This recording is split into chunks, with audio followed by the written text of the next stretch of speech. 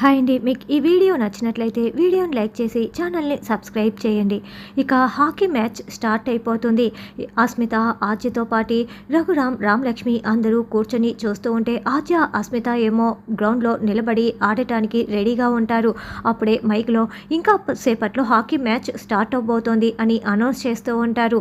Match start అవుతోందని కాదు, కాసేపట్లో పెళ్లి జరుగుతోందని అనౌన్స్ చేయండి అని అస్మిత చాలా సంతోషంగా చెప్తూ ఉంటుంది.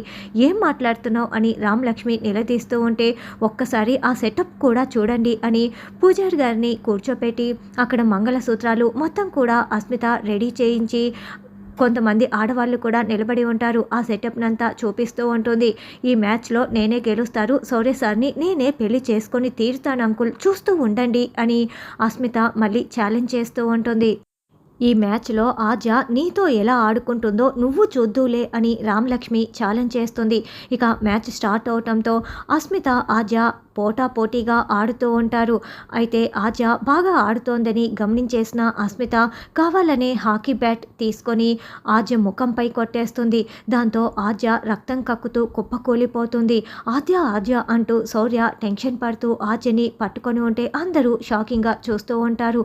ఇక రామలక్ష్మి అయితే చాలా చాలా బాధపడుతూ ఏడుస్తూ ఆద్య అంటూ కాలుకున్న గాయాన్ని కూడా మర్చిపోయి పరుగులు పెడుతూ ఉంటుంది. అలా కాలుకున్న గాయాన్ని మర్చిపోయి ఆద్య దగ్గరికి పరిగెత్తుకుంటూ వచ్చి ఆద్య, ఏంటి ఆద్య, ఎలా ఉంది ఆద్య అని ప్రశ్నిస్తూ ఉంటుంది. అలా రామలక్ష్మి పరిగెత్తుకుంటూ రావటం చూసి ఆద్య, శౌర్య ఇద్దరు షాకింగ్గా చూస్తూ ఉంటారు.